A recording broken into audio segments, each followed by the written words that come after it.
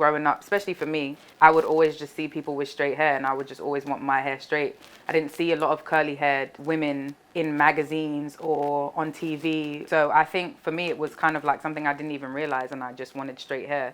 Because I think you just think that that makes you prettier, quote unquote. But nowadays, I think being natural is so much more appreciated.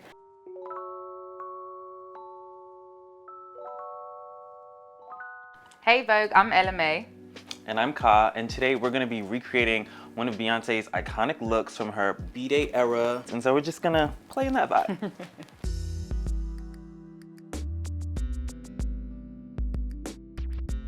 So step one, we're gonna start off with a blow dry cream, and I like to use this to really coat and protect our hair before I start blow drying. You know, just make sure the strands are extra juicy. Extra right.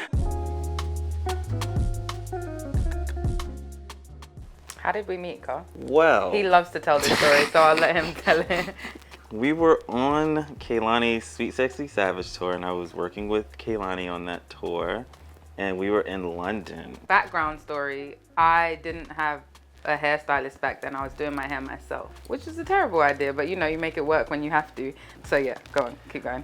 Her tour manager came upstairs and asked me if I could do her hair, and you know, when I had first saw her on the tour, I kept saying to Kehlani, like, who is this girl? Like, what is happening here? He's like, rude. Why is she here? Like, just asked a ton of questions. And then the tour manager came and asked that, and before I could even give a response, I turned around and Ella was standing right behind me. From that moment, we've been working together since.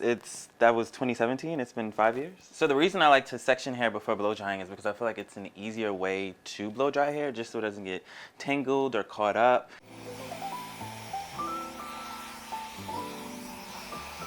I like to use a flat brush just because I feel like it's a bit quicker and easier for me, depending on the style. I feel like round brushes get tangled in my head. If I'm doing my hair personally, my signature hairstyle is a bun because it's the easiest thing to do and I'm lazy and I just For sure.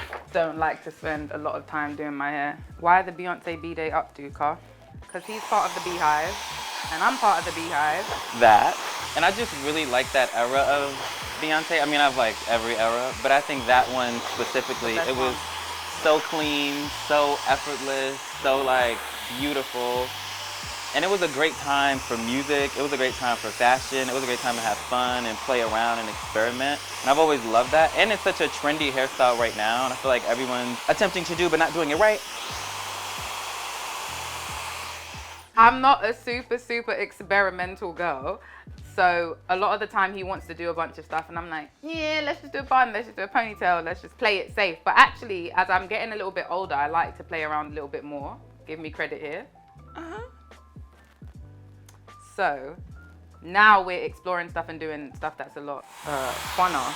I would say one of my hair heroes is Elise Keys because when I was young, I just always wanted to be her with her braids and her beads, and I look up to her a lot. What about you? I really like Aaliyah, Diana Ross, Diane Carroll. Like that entire era, I think that was really pretty. The Farrah Fawcett's of the world. When I was growing up, my mom always did my hair. So I have so many pictures of me as a child with like big fluffy elephants as like hairbands in my hair. And there is one school picture that I always tell my mom she was really messed up for because my hair was not done at all. She knew it was picture day too, so I think that was very cruel of her. But hey, we're here. As a child, I hated to sit still and get my hair done. I used to go to the hair salon and get braids. But my hair would always really be in like parted into four and be in like twists or plaits with big bobbles at the end. My 8th grade prom, I had flat twist into a ponytail, which was like my first time doing flat twist. So that was like really exciting for me as a 13-year-old. And then when I went to high school, I started experimenting with color. It was really supposed to be like a burgundy color, but it came out damn near orange. It was like Rihanna's Loud era. No, that was red. But I mean, well, it was insert kind picture of here. Yeah, it was kind of reddish. It was a mess. Let's just say that. And then yeah, I got my friend to cut my fringe. We call it fringe. You guys call it bang. Probably very uneven, but I was definitely a straight bang curly hair girl, which now when I look back is really embarrassing. So embarrassing. Yeah, like so glad I didn't know you back then. We should insert a picture here of you in high school. What was it giving? What was it giving? Next question, please.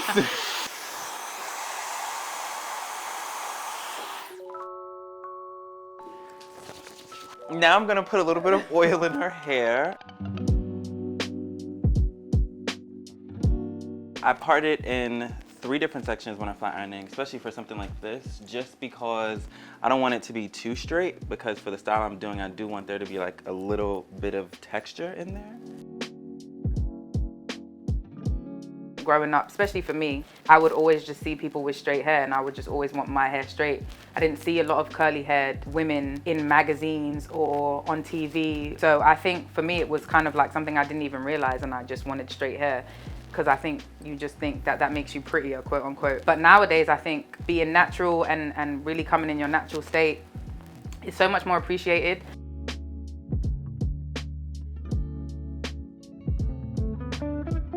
So now we're gonna go into the real styling portion, and we're gonna get ready for the updo. So I'm gonna section the hair off again, like I did before. And so the front I'm gonna section off because we wanna create those faux bangs. So now I'm just braiding it to section it off, just because it's easier for me. Some of the ways I do hair are pretty unconventional sometimes. I just make it up as I go, like whatever works for me, like some of the stuff, but some would just section this in a little clip, but I like to braid it off just because it's easier. I'm trying to perfect my British accent. So when I go back to London and the boys want to talk to me, I'm easily able to be like, hello, mate. It's actually so annoying. And so I'm gonna brush this up just to create that right here, as we have the top sectioned off already. So right now I'm just gonna be using a buttercream. And what that'll do is it'll just, again, add a bit more moisture to the hair, but also it's really fun. I'm gonna be using a few elastics because I want it to sit a little higher, because I'm gonna add some extensions. And I have this trick where I like to just glue the extensions around the elastic so that it doesn't touch her hair, but it's not super duper bulky, and I don't have to use pins. So I'm using some extensions just because I want to add a bit more length. And if you notice, these extensions have a bit dimension in them. So they're, you know, they have some shades of blonde, they have some shades of her exact color, they have some low lights in here. You know, I like to play around, give the girls a new cut, a new color. Then I'm gonna take a little bit of glue, throw it on the track, and then just wrap it around. And I like to do this versus use pins just because for me it's a bit quicker, a bit easier, a bit more efficient.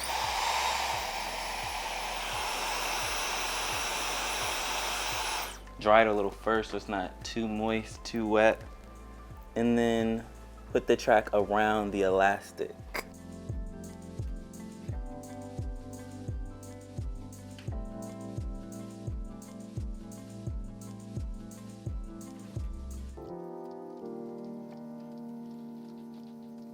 And then also for a style like this, you're gonna wanna tease the heck out of it, just to get it to that shape you want it.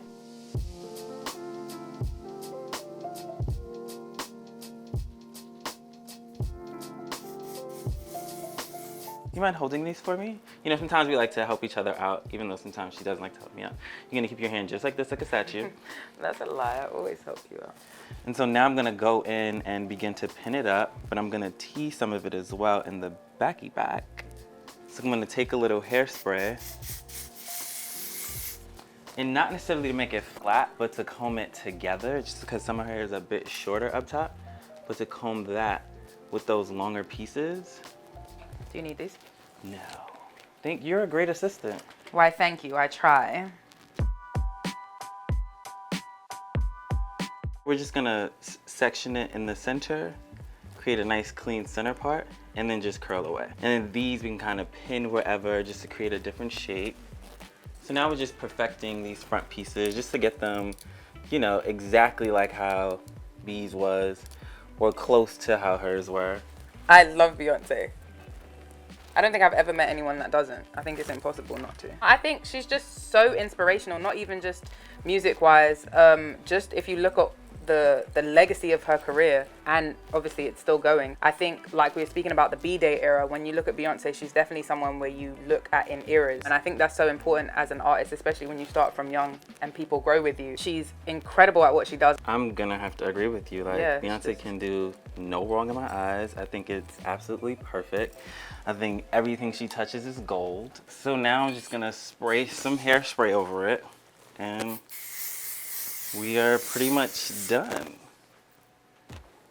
Well, thank you. I appreciate you because I love this. Of course. So here's the final look.